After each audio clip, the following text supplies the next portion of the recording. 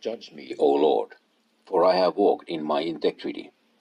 I have trusted also in the Lord, therefore I shall not slide. Examine me, O Lord, and prove me. Try my reins and my heart. For thy loving kindness is before mine eyes, and I have walked in thy truth. I have not sat with vain persons, neither will I go in with dissemblers. I have hated the congregation of evildoers, and will not sit with the wicked. I will wash mine hands in innocency, so will I compass thine altar, O Lord, that I may publish with the voice of thanksgiving, and tell of all thy wondrous works. The psalmist appeals to his personal self-righteousness in order to get an answer to prayer. Anyone who thinks that people were saved under the law the way they are saved in the New Testament under grace is really manifesting an Adamic trait, the fig leaf, John. David has never been born again. He is not in Christ, and his uncircumcised soul is stuck to his flesh as every sinner described in the New Testament, dead in trespasses and sins, Ephesians chapter 2, verse 1. Under a works plus faith setup, he is allowed to appeal to his own righteousness as a means of getting his prayer granted.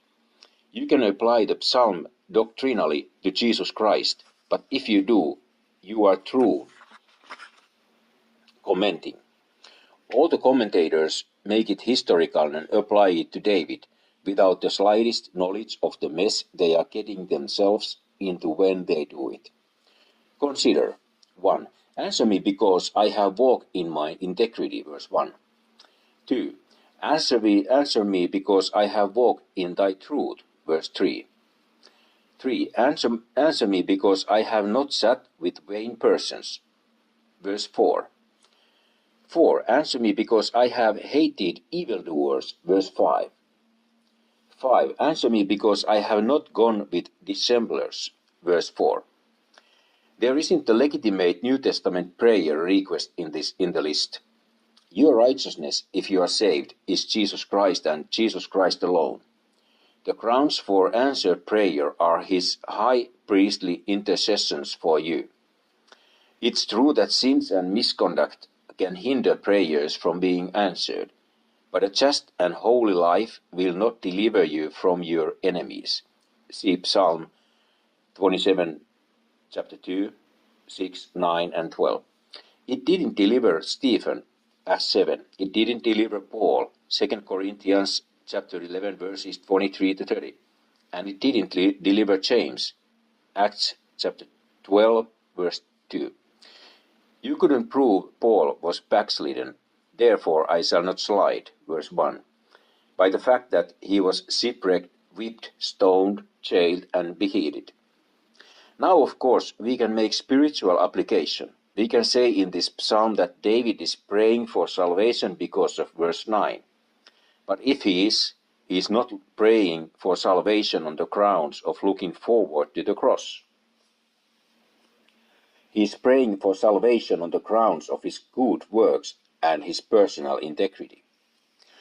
Devotionally, you should note that he asked God to examine him, verse 2, and to judge him, verse 1, after he prays the sevenfold prayer of the preceding psalm.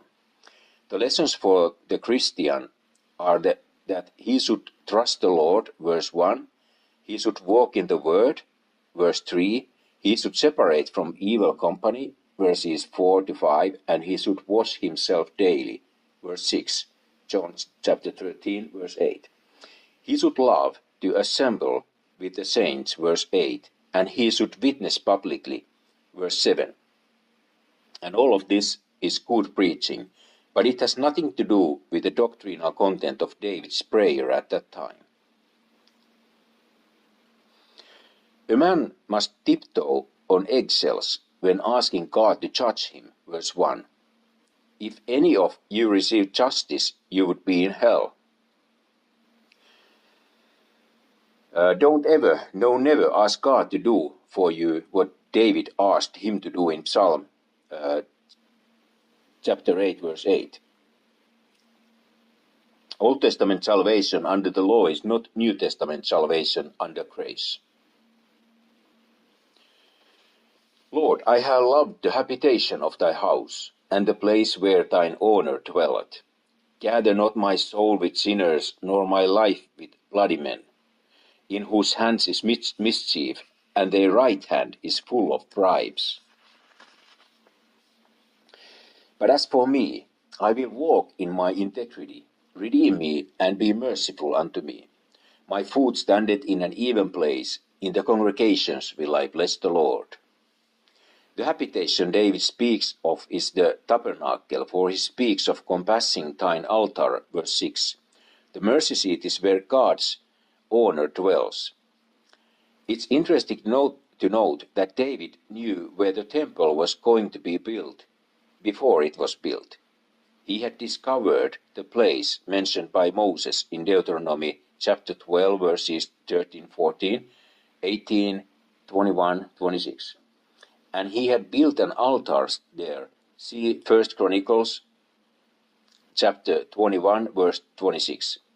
It was his love for the habitation of thy house that burdened him to build a permanent house for the Lord. 2 Samuel chapter 7, verses 1 to 4. Gather not my soul with sinners. Note the Old Testament designation for sinners. It's not the Pauline definition in Romans chapters 1 to 3. David is gathered in the bundle of life. See 1 Samuel chapter 25 and 29. David makes 3 requests. Number 1, don't put me in the same bundle with sinners and killers. Verse 9. 2, redeem me. Verse 11. 3, be merciful to me. Verse 11. For the child of God, number 1 has already been taken care of, at least as far as eternity is concerned. Number 2 has already been taken care of, but number 3 should be a daily prayer and sometimes an hourly prayer. Under torture, you had better bring that down in one every 10 seconds. In the congregations, will I bless the Lord, is good church practice for any Christian.